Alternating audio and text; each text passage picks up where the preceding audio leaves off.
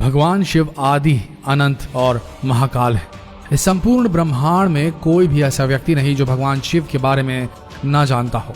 यूं तो बहुत से लोगों ने दावा किया है कि उन्होंने भगवान शिव को देखा है, लेकिन बहुत से ऐसे लोग भी हैं जो भगवान शिव को नहीं देख पाते हैं, तो ऐसे में वो शिवलिंग की पूजा करते हैं।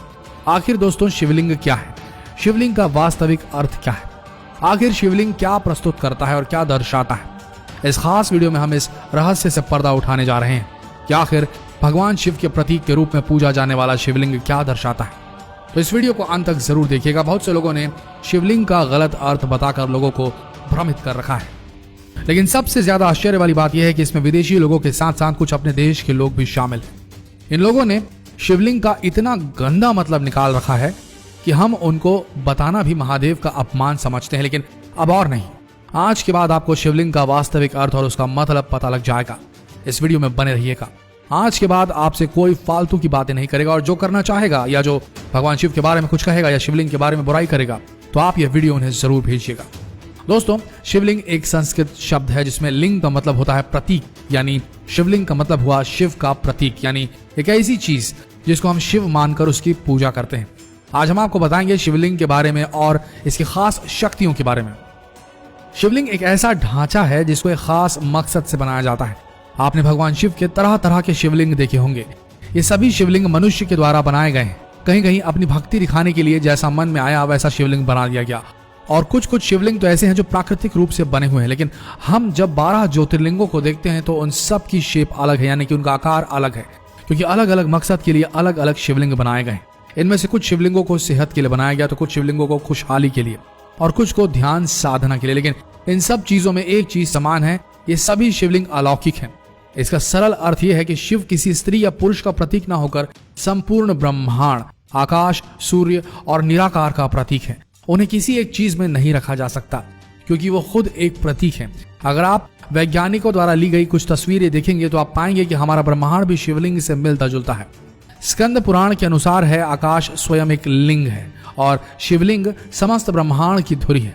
शिवलिंग अनंत है, इसकी ना कोई शुरुआत है और ना ही कोई अंत, इसलिए शिवलिंग का एक अर्थ अंत भी होता है। बहुत से शिवलिंगों को प्राचीन ज्ञान और शास्त्रों में दिए गए निर्देशों से बनाया गया है।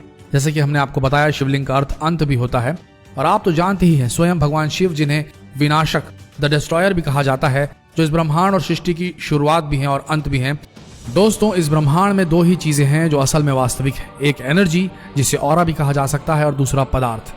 मानव शरीर पदार्थ से निर्मित है और आत्मा ऊर्जा यानी एनर्जी है। इसी प्रकार शिव पदार्थ हैं और उनकी शक्तियां ऊर्जा है, और दोनों मिलकर शिवलिंग बनाते हैं। वास्तव में शिवलिंग हमारे ब्रह्मांड की आकृति है। शिवलिंग भगवान शिव और माता पार्वती का आदि अनादि रूप है, और पुरुष और प्रकृति की समानता का प्रतीक भी है। अर्थात प्रकृति में स्त्री और पुरुष दोनों का समान रूप से वर्चस्व है। किसी मूर्ख को आसान भाषा में समझाने के लिए आप ये बता सकते हैं कि शिवलिंग शिव का प्रतीक है, ना ही लिंग का। शिवलिंग से जुड़ी एक कहानी भी आपसे साझा करना चाहेंगे। ये सब तो आप जानते ही हैं कि ब्रह्मा सृष्टि के रचयिता है और विष्णु पालनहार, और सृष्टि को संतुलित करने के लिए भगवान शिव हैं। ऐसे ही एक बार भगवान ब्रह्मा और विष्णु के बीच लड़ाई हो गई कि आखिर में हम दोनों में से कौन बड़ा है, किसकी शक्तियां सबसे बड़ी हैं। दोनों आपस में बहस करने लगे। इतनी देर में एक आकाशवाणी हुई जिसमें कहा गया, एक खास काला पत्थर है जिसकी ऊंचाई या गहराई का अगर किसी ने भी अंदाजा लगाया तो सबसे बड़ा हो जाएगा। ऐसे में भगवान ब्रह्मा ने जैसे ही सुना, वो तुरंत उसकी तरफ रुख करने लगे ताकि उसका अंतिम छोर ढूंढ सके। वहीं भगवान विष्णु उनकी जड़ की तरफ बढ़े, क्योंकि उन्हें पता था कि किसी पौधे की भांति इस शिवलिंग का कोई ना कोई जड़ जरूर होगा। वह दोनों लगातार उस काले पत्थर की जड़ और अंतिम सीमा को ढूंढने के लिए बढ़ते ही रहे। और जब वो हार कर हताश हो गए, तब फिर से आकाशवाणी हुई जिसमें बताया गया कि अगर आप दोनों इसे ढूंढने में असमर्थ हैं, यानी आप सर्वशक्तिमान नहीं हैं। और उसी समय प्रकट हुए भगवान शिव, जो उस काले पत्थर के रूप में उनके सामने थे। यूं तो उन्हें काला पत्थर कहना बहुत गलत है, लेकिन आजकल के वास्तविक जीवन में हर कोई यही कहता है।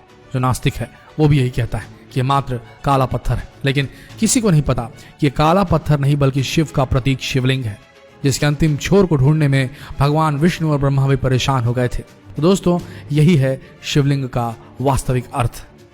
आशा करते हैं वीडियो आप सबको अच्छी लगी होगी।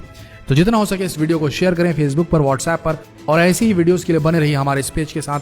अगर आपने अब तक फॉलो नहीं किया ये पेज तो अभी फॉलो कीजिए। मिलते हैं अगले वीडियो में। धन्यवाद।